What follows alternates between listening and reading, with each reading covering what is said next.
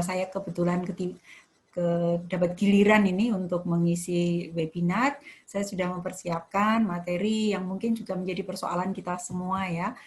Pertanyaan yang sering muncul, kenapa sih ini COVID kok tidak landai-landai, angkanya malah justru naik terus. Setiap kali jumlahnya naik ya, kasusnya, wah ini rekor ini, kemarin 4.000 lebih ya. Rekor saya bukan ini, kalau rekornya rekor renang gitu mungkin bagus ya, ini rekornya rekor penambahan orang yang sakit. Nah, saya akan berbagi tentang hal-hal ini, mungkin Mbak Operator atau Mas bisa dibantu untuk share screen PPT saya. Baik, ini yang saya pilih ya, komunikasi kesehatan, era adaptasi baru, berpacu dengan waktu. Iya, kita sekarang ini sedang berpacu dengan waktu, mana yang lebih dulu ini kecepatan kita untuk memahami tentang COVID atau COVID yang merajalela kemana-mana ya. Jadi adaptasi baru ini kita perlukan, tetapi kita berlomba dengan waktu, karena semakin hari kasusnya semakin meningkat ya, walaupun di satu sisi positifnya adalah yang sembuh juga semakin banyak ya, semakin besar ya. Baik, slide yang berikut silakan. Yang berikut silakan slide-nya. Nah, saya mulai dari sini. Tanggal 17 Mei 2020, waktu itu juru bicara penanganan COVID-19, Pak Yuryanto, itu sudah menyebut ya istilah dengan normal baru. Sebenarnya cukup lama istilah normal baru ini ya. Bahkan dia mengutip dari WHO, menginformasikan ke dunia bahwa virus COVID-19 ini tidak akan hilang, artinya bahwa kita akan hidup terus dengan virus ini dengan mudah dan dengan cepat di muka bumi. Kita harus tetap memiliki sikap, kita harus tetap memiliki cara pikir yang mengacu pada protokol kesehatan dalam kehidupan kita di hari-hari mendatang. Ini kondisi normal baru. Waktu Pak Yuryanto bicara ini, waktu itu kasusnya yang positif di tanggal 17 Mei ini 17.500-an ya. Yang sembuh sekitar berapa ini? 20% ya, 4.129, yang meninggal 1.148. Artinya apa? Bahwa pada tanggal 17 Mei itu sudah ada peringatan sebenarnya bahwa ada pandemi yang akan meluas ya, termasuk di Indonesia. Oke, next PPT-nya. Nah, saya juga mencatat beberapa kasus di dunia ya. Teman-teman mungkin masih ingat kenapa namanya COVID-19, karena memang ini ditemukan pertama kali dilaporkan di Cina pada 31 Desember 2019. Di 19 Februari 2020, kita ingat semuanya, Wuhan ya yang pertama kali kasusnya itu tercatat, ada 75.000 kasus dengan 2.000 orang yang meninggal dunia. John Hopkins bahkan merilis 3 April, ya, tanggal-tanggal ini menjadi penting karena kita akan melihat betapa peningkatannya luar biasa. Kasus di seluruh dunia pada tanggal 3 April itu adalah 1 juta. Dengan korban meninggal sudah naik ya, 50.000 jiwa itu. Kemudian 210.000 sembuh ya. Jadi angkanya naik terus. Lalu di 30 Januari kita juga ingat WHO malah mengumumkan darurat kesehatan global. Jadi kita sudah diingatkan oleh WHO. Apapun lah WHO tetap kita jadikan acuan ya sebagai lembaga yang memang berkontribusi pada bidang kesehatan di dunia. Kemudian WHO secara resmi menyebut ke penyakit ini sebagai COVID-19 yang disebabkan oleh virus corona. Jadi kalau COVID-19 itu nama penyakitnya, corona itu nama virusnya atau SARS-CoV-2. Nah, catatan saya di 19 September kemarin, kira-kira berapa hari yang lalu, 2020, di seluruh dunia itu sudah tercatat 30,6 juta kasus. Jadi lonjakannya luar biasa sekali, dari 3 April saja yang 1 juta sudah meningkat menjadi 30,6 juta. Yang meninggal juga meningkatnya luar biasa, ada 955.000, ya, kemudian yang sembuh 22,3 juta. Oke, berikut. Nah, bagaimana dengan di Indonesia? Kita bisa lihat di Indonesia. Ya, tidak beda dengan negara lain. Ya, mungkin teman-teman juga ingat ini ada poster di sebelah kanan. Ketika kita semua waktu itu abai, teman-teman medis ya dari rumah sakit itu merasa menghimbau kita semua sebenarnya ya. Indonesia terserah ya, intinya bahwa mereka juga sudah angkat tangan ya dengan, padahal itu kalau tidak salah poster itu pada bulan Juni kalau tidak salah. Apalagi sekarang ya kita lihat. Nah, di Indonesia bagaimana kondisinya? Januari, teman-teman masih ingat ya, pemerintah mengevakuasi WNI dari Wuhan. Saya ingat betul ini sangat dramatis ya, karena waktu itu ketika Wuhan di lockdown, keluarga di Indonesia juga sudah mulai meminta pemerintah harap segera melakukan sesuatu. Akhirnya dengan pendekatan-pendekatan diplomatik, pemerintah Indonesia diizinkan untuk mendarat pesawat di sana dan menjemput WNI pulang ke Indonesia. Tentu saja teman-teman ini tidak pernah memperkirakan bahwa Indonesia akan mengalami jauh lebih buruk dari Wuhan. Barangkali kalau bisa memprediksi, teman-teman tetap tinggal di Wuhan, barangkali sekarang malah mereka justru sudah dalam keadaan tetap melanjutkan sekolah dan sebagainya. Tapi memang tidak ada yang tahu ya. 2 Maret Presiden Jokowi mengumumkan COVID-19 sudah masuk ke Indonesia ini secara resmi. Dengan ditemukannya 2 kasus, waktu itu warga Depok yang dirawat karena tertular dari orang Jepang. Nah, dari 2 Maret coba kita lihat, di 21 September kemarin kasus COVID Indonesia sudah mencapai 240.000 ya 687, luar biasa sekali peningkatannya. Dari 2 di bulan Maret dan menjadi 240.000 lebih. Yang sembuh, alhamdulillah ini sekitar 70% ya. Tapi yang meninggal ini juga membuat kita prihatin karena mencapai 9.000 lebih. Di antaranya adalah para tenaga medis, para dokter yang seringkali disebut sebagai garda terdepan ya. Ada 119 dokter yang meninggal dan angka ini sangat memprihatinkan karena kalau kita hitung berarti rata-rata setiap bulan bisa sekitar 3-2 dokter meninggal ya. Lalu untuk Jawa Timur bagaimana? Tidak beda jauh ya. Jawa Timur ada 41.000 kasus, yang meninggal 2.990, yang sembuh 35.000. Oke, silahkan next. Nah, saya menemukan ini ya, ini sebuah grafik yang sangat mudah untuk kita ketahui bagaimana perkembangan pandemi di Indonesia ini yang semakin cepat ya. Kita lihat di 2 Maret itu baru ditemukan 2 orang. Tetapi dalam jangka 115 hari ya menjadi 50.000 lebih, itu di 25 Juni. Lalu di bulan Juli, jadi jaraknya hanya 32 hari, meningkatnya hampir 2 kali dari bulan Juni. Nah di 22 Agustus, angkanya naik lagi 50 ribuan. Dan di September jadi semakin ke sini, jarak harinya semakin kecil ya. Dan ini menunjukkan bahwa kecepatan penularan dari virus ini luar biasa sekali. Ada 200.000 ini tanggal 8 September. Lalu wilayah mana yang paling banyak? Provinsi mana yang paling tinggi? Yang paling tinggi adalah DKI Jakarta, kemudian Jawa Timur, Jawa Tengah, Jawa Barat, dan Sulawesi. Nah, ini memperlihatkan bahwa daerah-daerah yang berpenduduk padat dan mobilitas masyarakatnya cukup tinggi, peluangnya untuk penyebaran virus ini juga luar biasa sekali. Jadi ini data yang menurut saya cukup akurat dari katadata.co.id. Baik, silakan untuk di next. Ya, silakan di next. Halo. Ya, nah, saya juga menemukan data ini. Kalau untuk seluruh dunia, dalam sebaran harian atau kasus, penambahan kasus, Indonesia ada di urutan nomor 12 ya. Ini juga tetap bukan prestasi menurut saya. Yang tertinggi adalah India, kemudian ada Amerika Serikat, Brasil, dan seterusnya. Indonesia ada di nomor 12, sehari penyebarannya pada tanggal 19 September itu mencapai 4.168 kasus untuk seluruh Indonesia. Ya, jadi ini juga sangat angka-angka yang membuat kita harus berpacu dengan waktu yang tadi saya sebutkan, bagaimana kita bersama-sama untuk bisa melakukan apa ya untuk mengurangi ini. Oke, silahkan dilanjut PPT-nya. Ya. Nah, pertanyaan besarnya adalah mengapa kasus ini terus menarik? Kalau kita melihat sebenarnya upaya-upaya yang dilakukan juga sudah cukup banyak. Misalnya saja dengan pembentukan gugus tugas penanganan COVID ya, yang di tingkat pusat maupun di daerah ini yang dilakukan oleh pemerintah.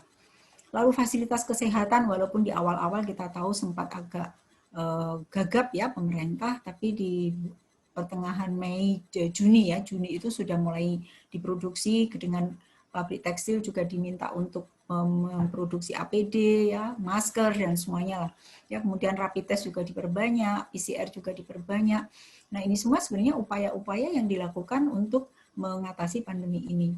Riset juga dilakukan oleh perguruan tinggi, lembaga riset untuk menemukan vaksin ya, dan alhamdulillah kita sudah sampai pada tahap uji klinis untuk vaksin yang dari Bio Farma. Ada 2 ya, Bio Farma dan satu lagi yang merah putih ya. Nah, alokasi dana dan bantuan juga sangat besar sebenarnya untuk penanggulangan COVID ini. Nah, yang terakhir ini yang mungkin akan kita bahas ya, bagaimana komunikasi dan penyebaran informasi pencegahan bahaya COVID ini di berbagai media. Oke ya, ini yang mungkin menjadi problem kita bersama, kenapa ya kasusnya terus naik, ada persoalan apa dengan komunikasi. Oke, silahkan lanjut. Oke, nah saya menyebutnya begitu banyak informasi yang masuk atau yang diterima oleh masyarakat, saya menyebutnya ini sebagai sebuah tsunami informasi COVID-19. Kita lihat ada dari pemerintah pusat, beberapa waktu lalu dari gugus tugas setiap malam pasti ada konferensi pers ya, yang disampaikan oleh Pak Yuryanto yang kemudian dilanjut oleh Dr. Raisa itu setiap malam itu ya pasti ada berapa penambahan, berapa yang meninggal dan seterusnya. Media massa juga menyampaikan informasi itu dan ini media sosial yang masuk ke apa ya media kita yang pribadi, HP misalnya, bisa dalam bentuk WA group tadi sudah disampaikan juga, dari dalam bentuk yang lain juga ya.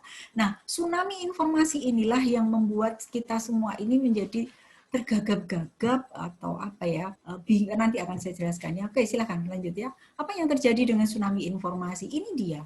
Masyarakat menjadi bingung, tidak percaya, menjadi resisten, dan panik. Saya tidak tahu teman-teman ada yang mana. Apakah teman-teman malah bingung, atau malah tidak percaya, atau resisten, atau justru panik? Kita lihat saja. Yang bingung itu kenapa? Silahkan dilanjut.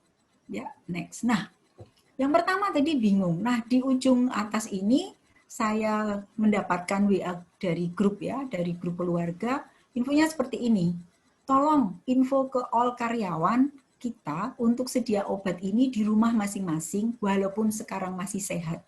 Jika terasa tenggorokan tidak enak atau batuk, flu, boleh obat ini diminum sebagai pencegahan 2 tablet tiap minum 1 hari 3 kali. Dan yang menarik ini, sudah ditanyakan ke toko obat. Jadi bukan dokter ya yang merekomendasi ini, tapi toko obat. Ya, bahwa obat ini aman untuk pencegahan. Bawahnya dapat dari kantor. Nah ini dia yang kita membuat kita bingung coba. Istilah-istilah baru yang kemudian muncul bergulir setiap hari. Ada COVID-19, ada physical distancing, sebelumnya social distancing. Banyak orang yang tidak bisa membedakan social distancing itu apa, physical distancing itu apa, yang kemudian diganti menjadi jaga jarak ya. Tracing, new normal, PDP, OTG, PSBB pun ada 2, PSBB, PSBB transisi, ya, ada lockdown, ada work from home, kemudian ada protokol kesehatan, rapid test, swab. Ini semua begitu tiba-tiba ya masuk ke ruang-ruang kita ya di media massa, kemudian ada juga di HP kita. Nah, yang berikut juga yang kita bingung adalah seringkali terjadi pernyataan para pejabat pemerintah yang berbeda-beda. Misalnya saja, saya masih ingat betul ketika Menteri Kesehatan mengatakan yang tidak sakit sebaiknya tidak usah pakai masker. Saya ingat betul itu. Saya melihat langsung itu di televisi. Waktu itu memang belum gencar untuk himbauan menggunakan masker. Ya. Lalu di berikutnya harus pakai masker. Ada juga yang menyatakan bioskop itu sekarang boleh dibuka. Sekarang aman kok nonton bioskop sepanjang mengikuti protokol kesehatan. Ya, mall itu aman kok dikunjungi. Kemudian ada lagi ini yang minyak kayu putih, teman-teman mesti ingat. Bagaimana salah satu lembaga riset menemukan ya, dengan menggunakan kalung yang berisi minyak kayu putih, mungkin bukan minyak kayu putih yang seperti ada di rumah kita lah, tapi sejenis itu, akan mencegah corona. Ya, kemudian terakhir ini mungkin ya, sekarang orang yang memakai masker scuba dilarang naik komuter, dilarang naik MRT di Jakarta, karena masker scuba ini tidak aman dan seterusnya. Ini kan membuat kita bingung. Lalu yang berikut juga ini dia, ya informasi di media sosial itu bertaburan luar biasa. Ada informasi seperti yang saya kasih contoh, obat COVID sudah ditemukan, untuk terhindar dari COVID minumlah ini, itu, jangan ini, jangan itu, dan seterusnya. Ya ini berasal dari sumber-sumber yang tidak jelas atau kita menyebutnya sebagai hoax. Ini semua memang membuat kita bingung. Saya yakin teman-teman awal-awal juga bingung, saya sendiri bingung awal-awal ya. Yang mana sih physical distancing, yang mana sih social distancing, apalagi masyarakat kebanyakan. Ini bukan hal yang mudah ya untuk mencerna informasi yang seperti ini. Boleh lanjut, silakan. Nah ini contoh, ya teman-teman bisa lihat ini. Pertama-tama para penegak, para aparat saja tergagap-gagap. Bagaimana bisa seorang supir ojol ini harus disemprot tubuhnya? Kalau dia melewati jalan itu sehari 10 kali, itu berarti dia akan disemprot 10 kali. Betul, virus coronanya mati, tapi bukankah ini menimbulkan sakit bukan bagi yang bersangkutan? Atau ibu yang sebelah kanan ini kita lihat, bagaimana dia disemprot ya wajahnya coba. Ini kan sesuatu kebingungan juga yang terjadi pada masyarakat ketika kita mendapat informasi menggunakan disinfektan bisa membunuh virus corona.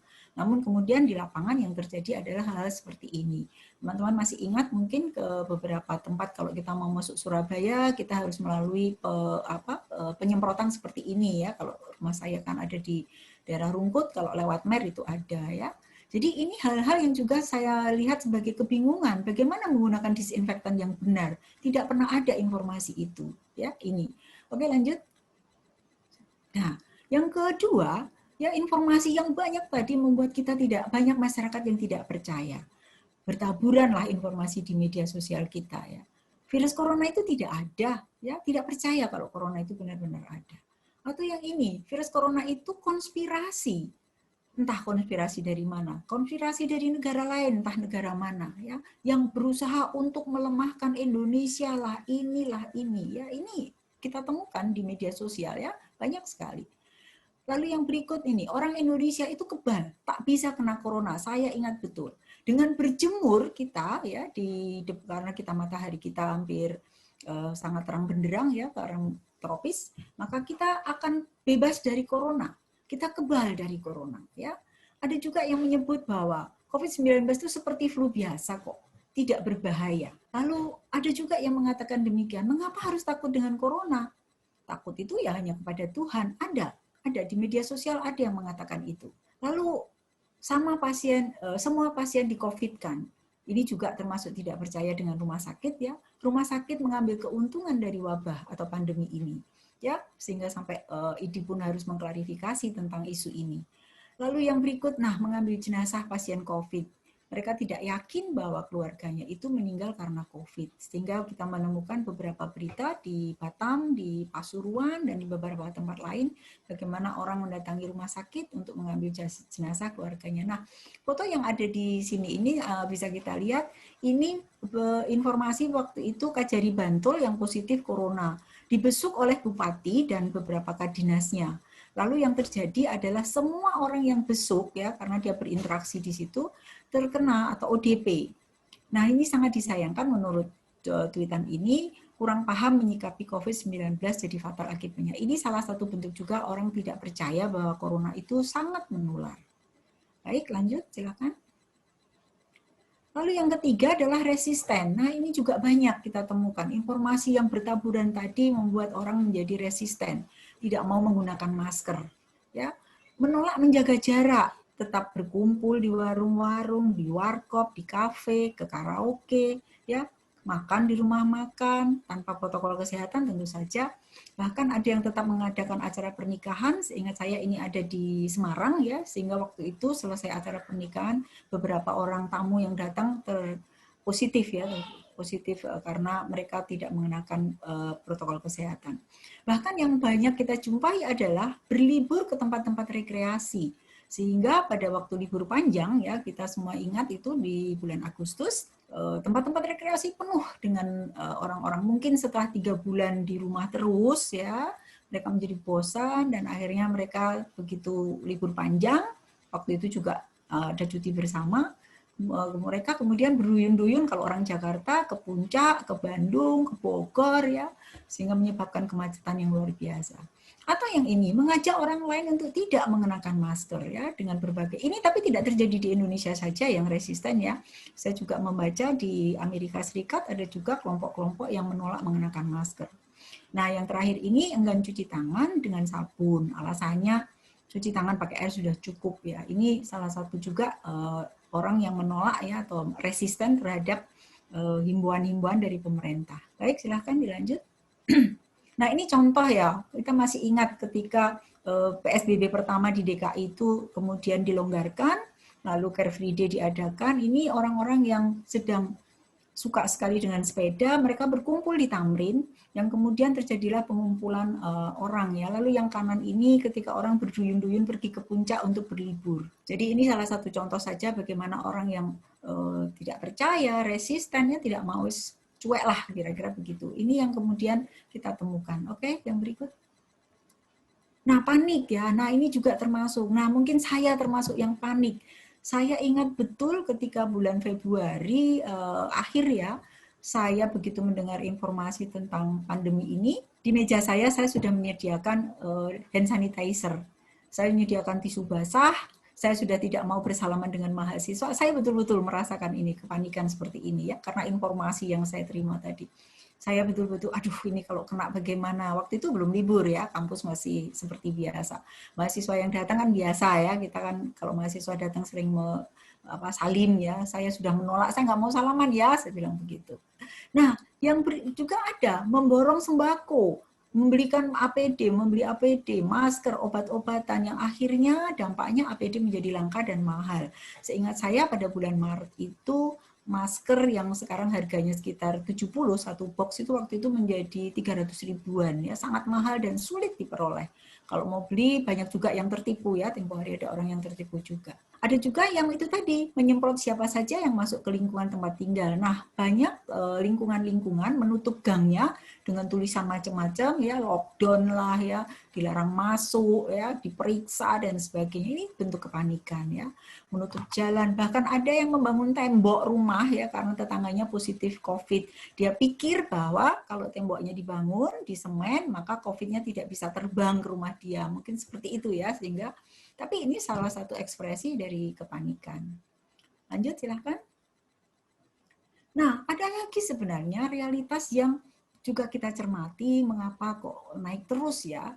Ternyata juga kita harus ingat, tidak semua orang itu memiliki akses air bersih. Tidak semua orang itu bisa membeli sabun, ya, membeli sanitizer. Ini problem juga, ya. Siapa yang membantah ini, apalagi di musim kemarau seperti sekarang ini, banyak kekeringan di mana-mana, tentu saja air bersih menjadi sesuatu yang sangat mahal. Lalu tidak semua orang juga mempunyai dana yang cukup untuk membeli masker. Banyak orang yang mengenakan masker itu dalam satu hari penuh, padahal kalau menurut protokol kesehatan, masker itu hanya boleh dikenakan selama 4 jam ya, tidak boleh dipakai terus-menerus. Artinya bahwa satu orang harus memiliki banyak masker. Nah, menurut saya ada juga kejadian misalnya masker itu dianggap sesuatu milik bersama. Jadi di rumah, kalau mau keluar rumah, langsung ambil saja masker, nggak tahu ini masker tadi masker ayah atau masker ibu atau masker siapa. Banyak ketidakpahaman ini ya, dan juga karena dana yang tidak cukup untuk membeli masker. Lalu bicara tentang work from home, tidak semua orang bisa bekerja dari rumah. Stay at home, nggak bisa semua orang bisa tinggal di rumah. Para petugas SPBU, minimarket, tenaga medis, bahkan mereka yang tidak bisa memilih, kalau mereka di rumah saja, maka mereka tidak punya penghasilan. Dan ini jumlahnya sangat banyak. Ya, sangat banyak ya para pekerja harian, kemudian para di sektor informal ya. Lalu mayoritas penduduk Indonesia itu memiliki rumah dengan ukuran kecil, jumlah kamar juga terbatas. Lalu pertanyaannya, kalau terjadi isolasi mandiri, bagaimana mereka bisa melakukan? Nah, ini yang terjadi di Jakarta, mengapa klaster keluarga itu naiknya luar biasa. Kita bisa tahu bahwa rumah-rumah di Jakarta, terutama di daerah perkampungan, itu sangat padat, rumahnya sangat kecil, bisa jadi ukurannya berapa 4x6 ya, ditinggali oleh 5 orang. Tentu saja hal seperti ini yang juga terabaikan, dipikirkan bagaimana mengatasi masalah ini, sehingga kenapa kok COVID-nya naiknya luar biasa. Lalu klaster baru bermunculan dengan cepat ya, klaster pabrik, klaster kantor, dan terakhir adalah klaster keluarga. Oke, silakan diganti.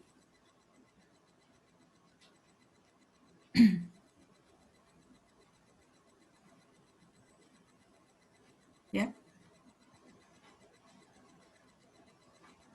Oke, bawa lagi, ya. Oke, ya. Nah, kalau kita bicara komunikasi kesehatan di era adaptasi baru ya, preventif tentu saja ini bagian dari komunikasi kesehatan, promotif iya ya. Nah, tataran untuk mengejar berpacu dengan waktu tadi, ya preventif sudah, promotif sudah, dan pada kenyataannya kan tidak mengurangi ya. Barangkali menurut saya perubahan perilaku ini menjadi target yang terakhir yang harus dilakukan untuk mengurangi atau membuat angka itu landai. Apa saja yang bisa dilakukan untuk perubahan perilaku? Oke, silahkan. Oke, waktunya udah mau habis ya. Nah, era adaptasi baru ada 3 ini yang sering didengungkan, padahal menurut saya ada lagi sih sebenarnya ya. Selain masker, mencuci tangan, menjaga jarak ya. Saya kira juga makan yang bergizi, olahraga ya. Kemudian untuk menaikkan imunitas, minum vitamin dan sebagainya. Tapi 3 ini yang sering kali disampaikan oleh pemerintah. Oke, silahkan. Masih ada waktu sedikit. Nah, perubahan perilaku itu sendiri akan berhasil, ini saya ambil dari Ashton and Fishbein ya, seseorang akan melakukan suatu perbuatan jika ia yakin bahwa perbuatan itu positif. Ia percaya bahwa orang lain itu ingin agar ia melakukannya. Sehingga untuk itu ya perubahan perilaku tentu saja harus dilakukan dengan metode-metode yang tidak preventif dan promotif saja, tetapi ada langkah-langkah yang lain. Oke, silakan akan bisa cukup. Nah, jadi untuk sampai ke new normal, ya problem kita adalah budaya tadi. Orang Indonesia terbiasa kalau ketemu orang lain bersalaman. Ini bagaimana mengubah ini? Tentu tidak mudah. Kita juga cenderung budaya kita adalah berkumpul atau masyarakat kita masyarakat komunal. Sehingga senang sekali untuk bertemu, ngobrol ya di warkop di mana-mana. Dan yang kedua ini untuk bisa new normal, bagaimana kita untuk membuat orang literasinya atau literasi itu apa ya? Mereka punya kemampuan untuk menyeleksi pesan ya, mana yang benar, mana yang salah, dan ini yang terus-menerus harusnya kita sampaikan kepada masyarakat seperti ini hoax ya, ini informasi yang tidak benar. Jadi ini tantangannya budaya kita dan literasi media yang rendah menjadi kesulitan kita untuk beradaptasi dengan new normal. Silakan lanjut. Sehingga menurut saya perubahan perilaku adaptasi baru ini bisa dilakukan dengan pendekatan budaya, kita melibatkan tokoh-tokoh agama atau tokoh masyarakat, juga memberikan sanksi hukum dan sanksi sosial, dan tentu saja harus ada pengawasan aparat. Nah, sebelah kanan ini saya sampaikan gambar, ini di Solo, jadi kalau tidak mengenakan masker, itu diminta untuk membersihkan sungai. Anda tahu semua, sungainya bukan sungai yang jernih, ya, yang airnya penuh ikan, tapi sungai yang hitam. Ini mbak-mbak ini harus membersihkan sungai karena dia tidak menggunakan masker. Menurut saya oke lah ya sanksi-sanksi, tapi sanksi sosial seperti peti mati, dimasukkan ke peti mati, kemudian naik ambulan itu menurut saya atau pocong ya itu yang takut justru anak-anak. Anak-anak punya memori yang sangat jelek nanti terhadap pocong dan sebagainya. Menurut saya ini juga sanksi-sanksi sosial seperti ini harus ditinjau kembali. Oke, lanjut silakan. Nah, kita semua ingin bahwa kita harus berpacu dengan waktu dengan COVID ini. Kita lihat teman-teman medis ini sudah sangat kelelahan. Ada yang 6 bulan ya tidak pernah pulang karena takut menulari keluarganya. Rumah sakit juga sudah penuh. Dan sehat itu mahal, tetapi lebih mahal lagi jika kita sakit. Oke, next. Oke, saya kira itu. Terima kasih untuk...